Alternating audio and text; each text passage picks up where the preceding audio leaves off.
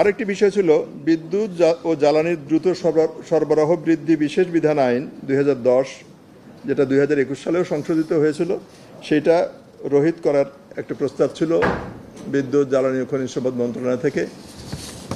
অনেক আলাপ আলোচনার পরে সেটিও গৃহীত হয়েছে।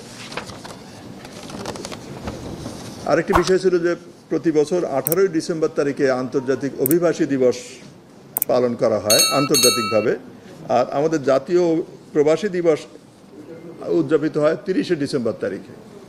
তো একই বিষয়ে একই প্রতিপাদ্য নিয়ে আমাদের 12 দিন পর পর দুটো অনুষ্ঠান করা, এটার গুরুত্ব অনেক সময় কমে যায়। এই চিন্তা করে সিদ্ধান্ত হয়েছে, এটা প্রবাসী কল্যাণ মন্ত্রণালয় থেকে এই প্রস্তাব এসেছিল, সিদ্ধান্ত হয়েছে যে দুটোকে মার্চ করে আমরা 18 তারিখ ডিসেম্বর মাসে 18 তারিখ প্রতি বছর আন্তর্জাতিক অভিবাসী দিবস এবং জাতীয় প্রবাসী দিবস উদযাপন করব।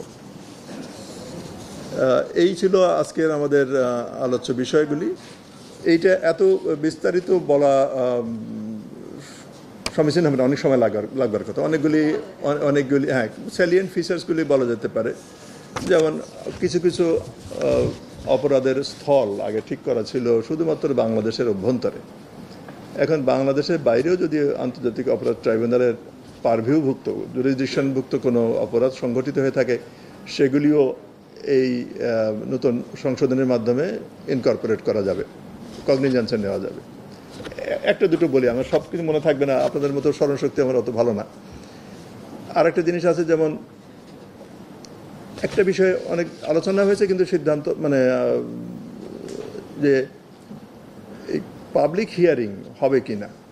যেমন অনেক সময় দেখা যায় যে কেউ ছবি নিতে চান, ভিডিও অডিও এগুলো রেকর্ড করতে চান যে কোর্ট প্রসিডিংয়ের।